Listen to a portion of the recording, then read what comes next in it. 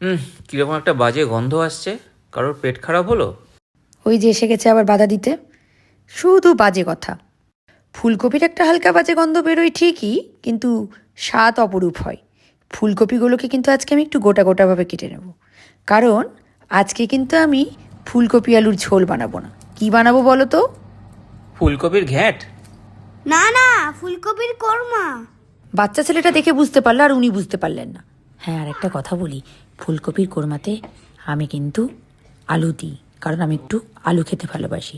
আপনারা না দিলেও চলবে, সাধারণত কোরমাতে আলু দেয় না। বরাবরের মতো ফুলকপিটাকে আমি একটু ভাপিয়ে ফেলে দিই। আর একটা কথা বলি, অনেকে হয়তো পেঁয়াজের বেরেস্তা বানায় না, কিন্তু আমি পেঁয়াজগুলো কেটে নিচ্ছি একটু বেরেস্তা বানানোর জন্য, উপর থেকে গার্নিশ করব বলে। ফুলকপি তার উপর আবার পেঁয়াজ? 100% পেটটা গেল আজ। বাবা, তুমি এটা কিন্তু আগের বারও চেটে পুটে খেয়েছিলে।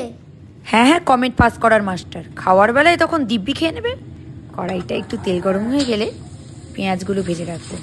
পেঁয়াজগুলো বলেইছিলাম একটু বেরেস্তা করার জন্য, সাথে একটু লবণ দিয়ে দিলাম পরিমাণ মতো। বেরেস্তা কিন্তু আমার রেডি। এ বাবা, রেগে গেলে তুমি যেমন ড্যাব ড্যাব করে তাকিয়ে থাকো, সেরকম দেখতে লাগবে। ও তাই নাকি?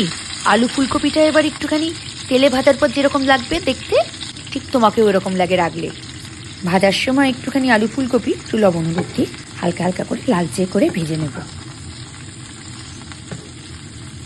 এই আবার জেনারেটর চালু হলো। বাবা, তুমি কি জানো না কোনটা মিক্সার আর কোনটা জেনারেটর? না না, তুই যেটা জানিস সেটা তোর বাবা জানে না। এবার বলি এটার মধ্যে কি কি আছে। কাজু, টমেটো, কাঁচা লঙ্কা, চালমগজ, পোস্ত। পরিমাণ মতো আমি সবগুলো নিয়ে পেস্ট করে নিয়েছি। এরপর ফুলকপিগুলো ভাজা হয়ে গেলে এরপরে সেগুলোকে তুলে নেব। বড্ড খেয়ে খেতে পেয়েছে। তাহলে বরং আজকে তোরা ফুলকপি ভাজা দিয়ে আর আলু ভাজা দিয়ে ভাত খেয়ে নে। এরপরে আমি আবারও কড়াই তেল নিয়ে নিলাম। তেলটা একটু গরম হয়ে গেলে ফোড়ন হিসেবে দিয়ে দেবো গোটা জিরে, তারপরে দিয়ে দেবো শুকনো লঙ্কা। এবার ভালো করে এটা একটু নাড়াচাড়া করে নেব। তারপরে যে মিক্সিতে পেস্ট করে রেখেছিলাম সেটা কড়াইয়ের তেলে দিয়ে দেবো। হচ্ছে ঝাঁজ তো লাগবেই বস, বরং তুমি একটা মাস্ক পরে নাও। এরপরে পরিমাণ মতো লবণ আর চিনি দিয়ে দিলাম। তারপরে দিলাম পরিমাণ মতো হলুদ গুঁড়ো, দিলাম ধনে গুঁড়ো, আর দিলাম অল্প একটু জিরে গুঁড়ো, আর দিলাম পরিমাণ মতো গোটা গরম মশলা। অনেক সময় আপনারা চাইলে গোটা গরম মশলাটা তেলে ফোড়ন হিসাবে দিতে পারেন।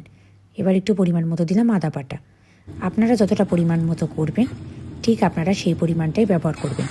আমি খুব একটা গরম মশলার ফ্লেভার পছন্দ করি না বলে অল্প দিয়েছি। যাই হোক, কথায় কথায় কষানো হয়ে যাওয়ার পর হালকা একটু জল দিয়ে নাড়াচাড়া করে নিলাম। এরপরে ভাজা ফুলকপি আর আলু দিয়ে এটা একটু ভালো করে কষিয়ে নেব। মা, বাবা তুমি ঝামেলা করলে যেমন লাগে, কড়াইয়ের ফুলকপিগুলোও সেরকম লাগছে। আবারও বকা শুরু করেছিস? যা পড়তে বস। এবার বলি টমেটো সস। ফুলকপির মধ্যে একটুখানি টমেটো সস দিয়ে দিলাম। টমেটো সস দিলে একটুখানি টেস্টটা বাড়ে, আমি কিন্তু সাধারণত দিয়ে থাকি। তারপরে হালকা করে আবার একটু কষিয়ে নিয়ে পরিমাণ মতো জল দিয়ে নেব। জলটা ফুটে উঠলেই পরিমাণ মতো অল্প করে ঘি দিয়ে নেব। পেঁয়াজ, ফুলকপি, তারপর আবার ঘি?